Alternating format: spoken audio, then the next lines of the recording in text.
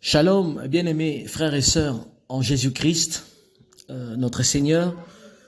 Aujourd'hui, nous sommes le 11 mars 2024. Alors, je vous souhaite un bon début de la semaine et que toutes les bénédictions et faveurs matérielles et spirituelles soient sur nous et nous accompagnent durant cette semaine. Amen. Bien-aimés frères et sœurs, et comme je vous ai promis dans le groupe, que nous allons continuer dans cet enseignement, le dévoilement de l'identité de l'épouse ou de l'identité de Isha. Alors, nous allons aller dans la profondeur dans cet enseignement, l'enseignement que j'ai nommé sous l'inspiration divine, le dévoilement de l'identité de Isha, épouse du Seigneur. Et aujourd'hui, nous allons parler... nous allons beaucoup plus nous apaisantir sur l'inimitié ou la haine ou encore l'hostilité qui existe entre le serpent et Isha, l'épouse du Seigneur. Alors, nous allons débuter d'abord cette étude en nous posant cette question. Quand est-ce que cette inimitié a commencé et quand est-ce que cette hostilité entre Isha ou l'épouse et les serpents a commencé et quelle a été, quelle a été la cause qui a déclenché ces conflits. Alors nous allons essayer de lire dans la parole pour essayer de trouver de trouver nos réponses. Nous allons lire un certain nombre de passages de l'Écriture. Alors rapidement, d'abord, lisons d'abord Genèse chapitre 3, le verset 15, là où c'est marqué qu'il y a inimitié ou hostilité dans d'autres versions, ou la haine encore, entre la femme, ou Isha et les serpents.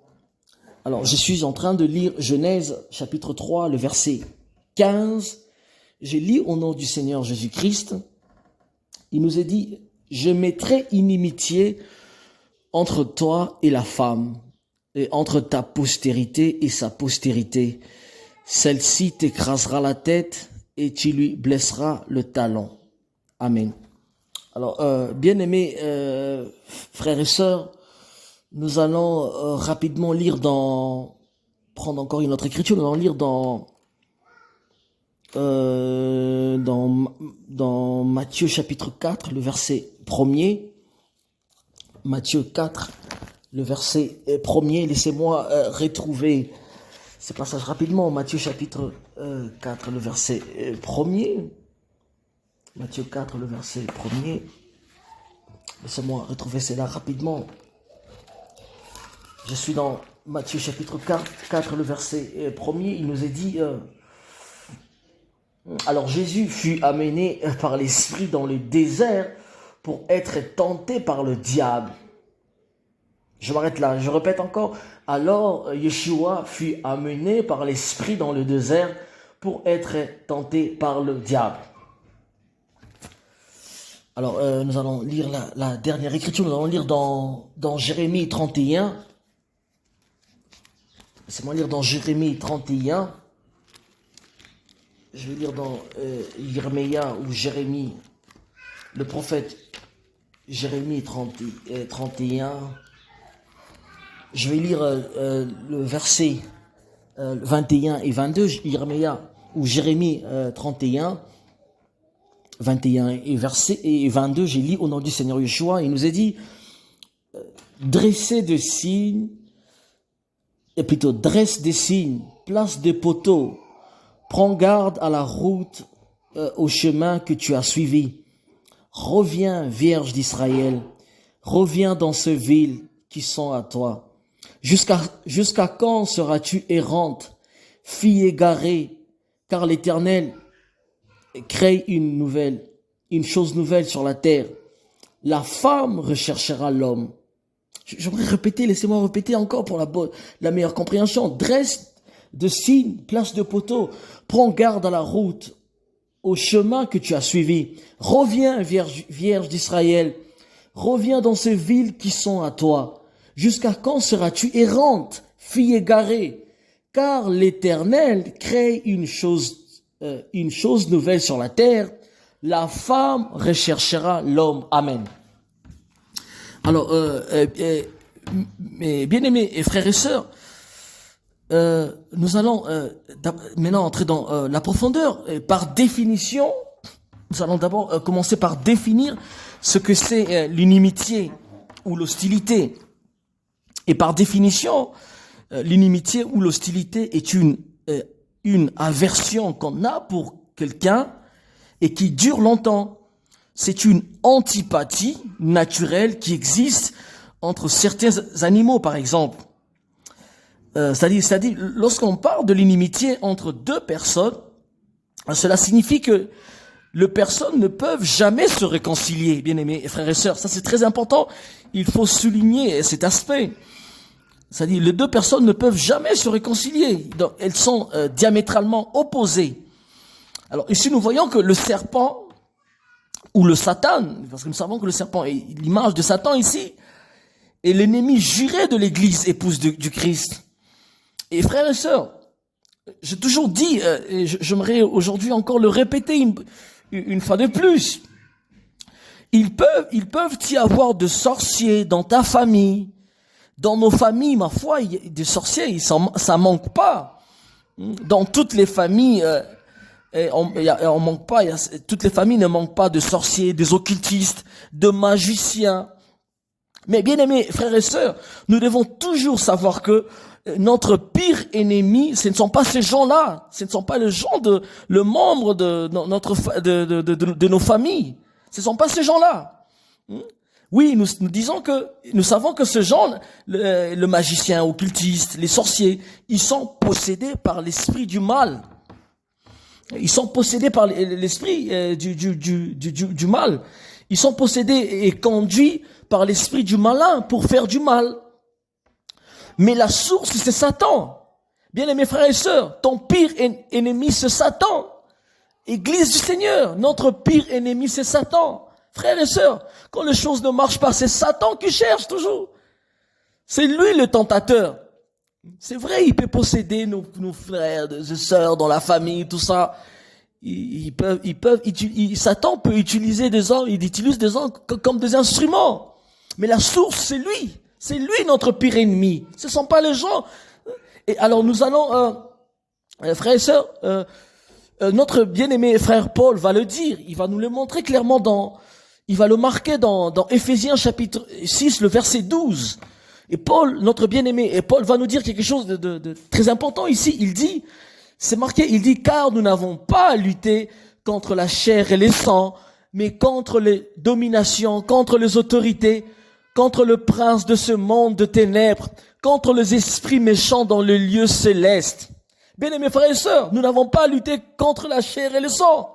Nous n'avons pas à jeter le feu ou tout ça. Et c'est pour cela, frères et sœurs, vous comprenez que cette doctrine où l'on enseignait aux bien-aimés comment jeter le feu chez le voisin, parce qu'on sous-entendait que le voisin est sorcier. Voyez-vous, frères et sœurs, il faut, parce qu'on disait le voisin, peut-être il est sorcier. Il fallait lui envoyer le feu du ciel. Frère, cette doctrine n'est pas conforme à l'évangile du salut. Nous n'avons pas à lutter contre la chair et le sang, dit la parole. Amen. Nous n'avons pas à lutter contre la chair et le sang. Nous devons plutôt combattre le mauvais esprit qui anime la personne. Donc nous devons plutôt combattre le mauvais esprit qui pilote dans les personnes. Et non pas jeter le feu chez la personne ou brûler ton voisin parce qu'il est sorcier. Non. C'est pas correct, frères et sœurs. Alors, nous allons maintenant nous allons nous poser encore une deuxième question. Mais quelle était la cause ou la raison profonde de ce conflit entre le serpent, et nous savons que le serpent qui est l'image de Satan ici, et Isha qui est l'image de l'Église. C'était quoi la cause?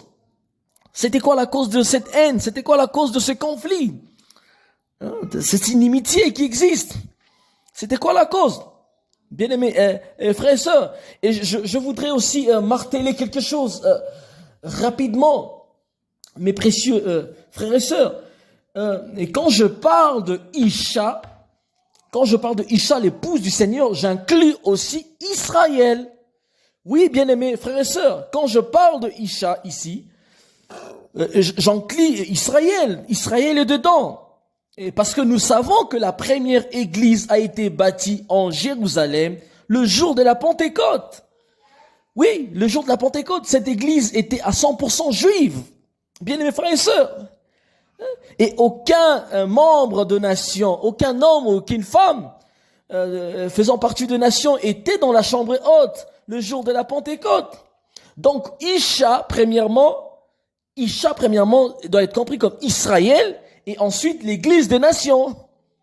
Nous sommes en train d'évoluer dans l'enseignement, frères et sœurs. Donc Isha, premièrement, c'est Israël et ensuite l'église des nations. Et nous allons rapidement, pour chercher à comprendre la cause. C'était quoi la cause? La raison profonde de cette haine ou ce conflit qui a dressé, ce conflit entre le serpent ou le Narash en hébreu, le serpent Satan et Isha, l'épouse. Alors, bien aimé, laissez-moi lire. Nous allons lire une écriture et puis préparer une deuxième partie parce que nous allons lire dans Ézéchiel chapitre 28. Nous lirons à partir de, je vais lire à partir du 12e verset jusqu'au 17e verset. Et après, nous allons revenir dans une deuxième partie parce que dans Ézéchiel 28, il faudra vraiment donner beaucoup plus de références et parce que ça touchera à la doctrine aussi. Mais je vais seulement vous faire la lecture. J'ai lu Ézéchiel 28 et à partir du 12e verset jusqu'au 17e verset, il nous est dit ceci. Fils de l'homme, prononce une complète sur le roi des Tyr. Tu lui diras ainsi par le Seigneur Yahweh. Tu mettais le sceau à la perfection. Tu étais plein de sagesse, parfait en beauté. Tu étais en Éden, le jardin de Dieu.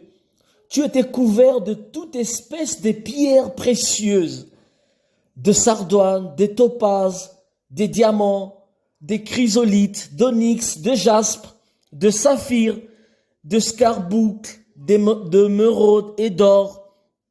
De tambourins et de flûtes étaient à ton service, préparés le jour où tu fus créé. Tu étais un chérubin protecteur aux ailes déployées. Je t'avais placé et tu étais sur la sainte montagne des dieux. Tu marchais au milieu de pierres intesselantes. Tu as été intègre dans tes voies depuis le jour où tu fus créé, jusqu'à celui où l'iniquité a été trouvée chez toi. Par la grandeur de ton commerce, tu as été rempli de violence et tu as péché. Bien-aimés frères et sœurs, je te précipite de la montagne des dieux. Je continue. Je te précipite de la montagne des dieux et je t'ai fait disparaître, chérubin protecteur, du milieu de pierres intesselantes. Ton cœur s'est élevé à cause de ta beauté. Tu as corrompu la sagesse par ton éclat. Je te jette par terre. C'est Dieu qui parle. Je te jette par terre. Je te livre en spectacle au roi. Par la multitude de tes iniquités, par l'injustice de ton commerce, tu as profané tes sanctuaires. J'ai fait sortir du milieu de toi un feu qui te dévore. Je t'ai réduit en cendres sur la terre aux yeux de ceux qui te regardent. Tous ceux qui te connaissent parmi le peuple sont dans la stupeur à cause de toi. Tu es réduit au néant, tu ne seras plus à jamais. Vous comprenez, je pense que je suis allé jusqu'au verset 19. Vous pouvez le lire, Ézéchiel 28, à partir du 12e verset jusqu'au 19e verset, jusqu'à la fin. Alors, bien-aimés frères et sœurs, je vais seulement passer quelques versets rapidement, mais nous allons revenir dans une deuxième partie pour parler de Satan. Ici, le prophète Ézéchiel est allé plus loin. Alors, et le prophète Ézéchiel ici, il nous dit quelque chose de très important. Il dit que tu étais en Éden, le jardin de Dieu. Alors, bien aimés frères et sœurs, nous comprenons que le Narash, le serpent ou le Satan, était en Éden. Alors maintenant, il y a encore une autre question qui me vient dans l'esprit. Hein. Je me demande, je me questionne, je dis, mais et quand est-ce que Satan a été placé en Éden? Est-ce que c'était avant la chute ou après la chute de Adam, l'homme ou l'être humain? Parce que ici, nous allons seulement, nous n'irons pas très loin, nous allons seulement essayer un peu de lucider ce verset, le 13e verset de Ézéchiel 28. Le prophète Ézéchiel nous apprend que le Satan ou le serpent, le Narash, était en Éden. Et quand est-ce qu'il était en Éden? Avant ou après? Non, si on dit, s'il faut dire après la chute, non, ça marche pas. Après la chute, ça va énerver la parole, parce que nous savons que après que l'homme a péché, Adam a péché, Elohim, Dieu avait mis l'homme et sa femme en dehors du jardin, en dehors du paradis. Je pense que le serpent aussi était bouté dehors. Tout le monde était dehors. Et le porte du paradis était fermé, du Gan Eden était fermé. Donc après déjà, la réponse n'est pas correcte. Avant, oui. Parlant, nous comprenons que le Narash était bel et bien avant. Alors, mais ça pose un problème parce que mon cher Rabbeinu, Moïse, nous savons que même dans la pensée hébraïque, les anges ou toutes les entités célestes ou les anges ont été créés le 5e jour. Alors, et nous savons que Adam a été créé le 6e jour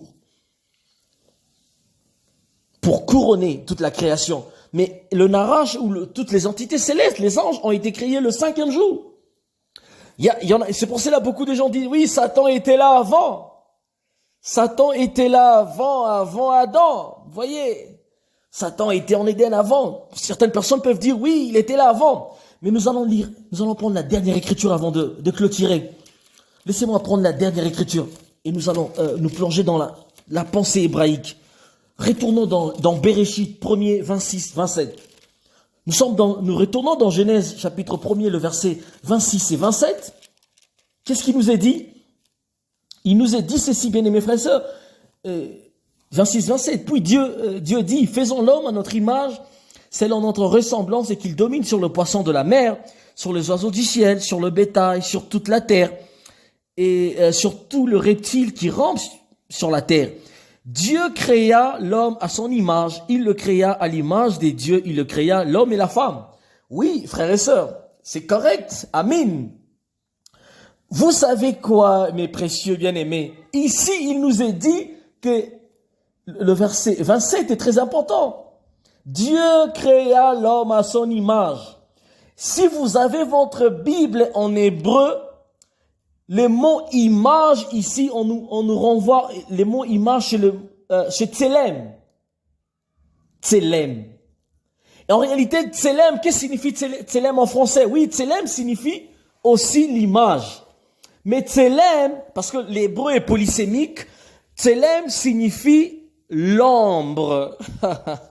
Alors vous voyez, bien les frères et sœurs, Tselem signifie l'ombre. Donc, en réalité, Adam était la réplique de Dieu. C'est qu'il était comme Adam était véritablement l'ombre des dieux. Et l'image ici, c'est quoi? C'est-à-dire, vous voyez quand quelqu'un se tient, lorsque vous vous tenez debout sous la lumière, lorsque la lumière vous frappe, vous savez, lorsqu'il y a une forte lumière qui vous frappe, vous voyez, votre ombre se dessine. Donc, Adam était véritablement l'ombre d'Elohim, Dieu. Donc, si Adam était l'ombre ou le tselem d'Elohim, le tselem ou Elohim, l'image d'Elohim, hein? L'image ou l'ombre. Si Adam était véritablement l'ombre, cela signifie que l'homme existait en Dieu.